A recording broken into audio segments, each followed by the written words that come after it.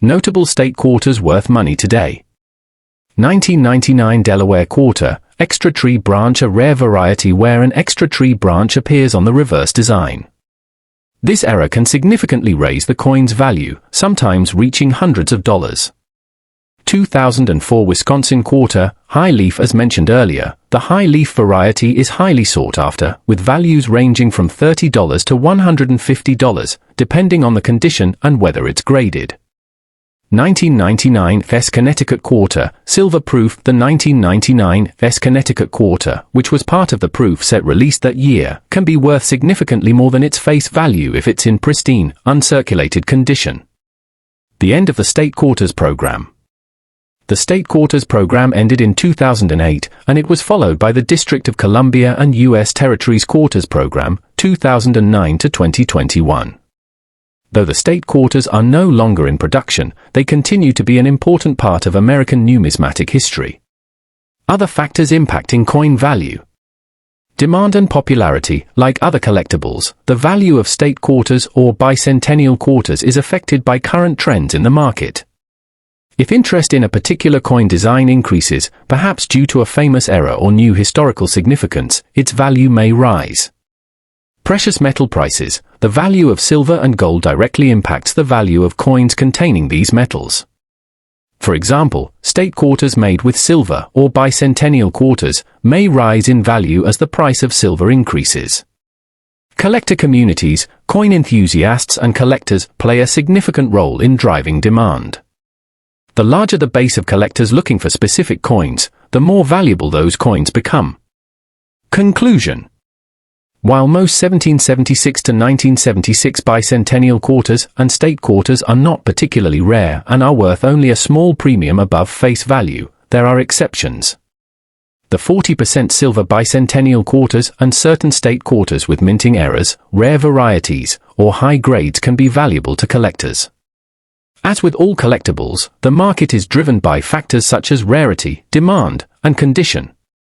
By keeping an eye on these elements and getting coins professionally graded, collectors can ensure they are aware of the true value of their holdings.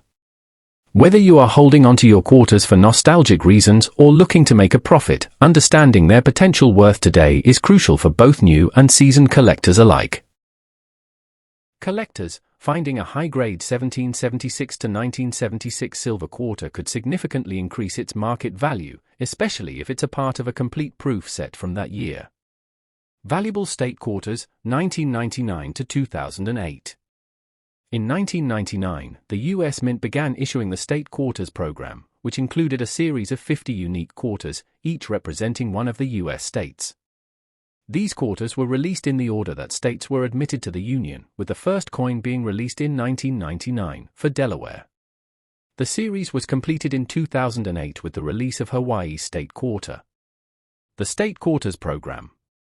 The state quarters program was a huge success, and millions of coins were minted each year. The coins featured a reverse design specific to the state represented, incorporating elements of that state's history, culture, or geography. For example, the New Hampshire quarter depicted the Old Man of the Mountain, while the California quarter showed the image of a grizzly bear.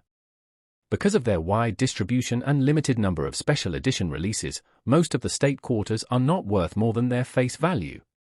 However, a few notable examples stand out due to their rarity, minting errors, or specific demand from collectors. Factors affecting the value of state quarters. Mint errors. Occasionally, minting errors can increase the value of certain state quarters.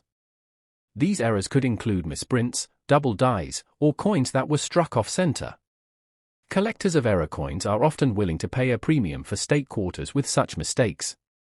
For instance, a 2004 Wisconsin quarter with an extra leaf on the ear of corn, often referred to as the high leaf variety, has become a sought-after coin among collectors. Condition. Grading the condition of the coin is critical in determining its value. Coins that are in pristine, uncirculated sought-after coin among collectors. Condition. Grading the condition of the coin is critical in determining its value. Coins that are in pristine, uncirculated condition, with minimal wear and tear, are valued more highly than those that have been used in daily circulation. Professional grading services, such as the Numismatic Guarantee Corporation, NGC, or the Professional Coin Grading Service, PCGS, grade coins on a scale from 1 to 70. Coins graded as MS-65 or higher can fetch a higher premium on the market. Limited releases. Some state quarters were produced in smaller quantities, particularly in mint and proof sets. Limited edition releases, like those sold in special packaging, may also carry a higher price tag. The United States quarter, or 25-cent coin, has a long history that reflects the nation's evolving identity. Over time, these coins have captured the hearts of collectors and investors alike. Among the most notable of these coins are the Liberty Quarter Dollar, 1776 to 1976, and the state quarters issued from 1999 to 2008.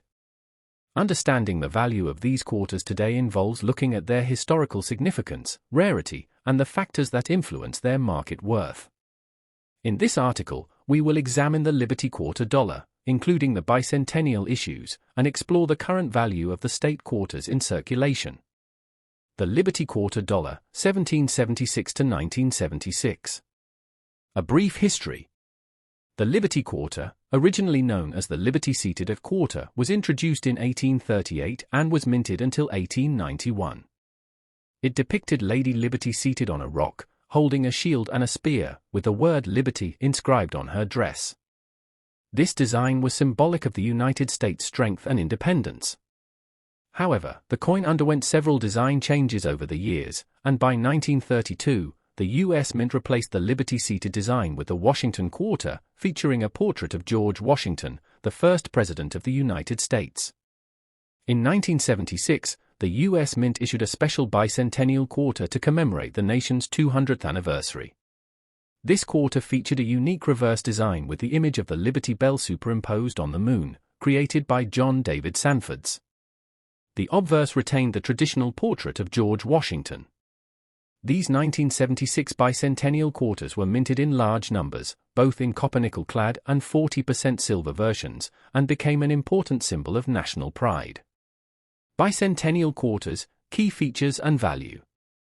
The 1776 to 1976 bicentennial quarters were issued in both clad and silver versions, which plays a significant role in their value today.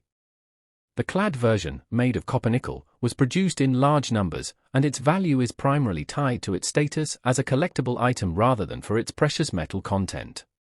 In contrast, the 40% silver versions, which were produced for collectors and issued only in proof sets, are more valuable due to the intrinsic value of silver. Clad bicentennial quarters, 1976. These quarters are generally worth around face value, 25 cents, to a few dollars in uncirculated condition, depending on demand and market conditions. Collectors are often willing to pay a small premium for well-preserved coins, especially those that have been graded as high-quality specimens, e.g., MS-65 or higher. Silver bicentennial quarters, 1976. These coins are worth more, often ranging from $5 to $10 or more, depending on the silver content, for approximately 0.179 ounces of silver, and the condition of the coin. The price of silver has a direct impact on the value of these quarters, so when silver prices rise, so too does the value of the 40% silver bicentennial quarter. For most,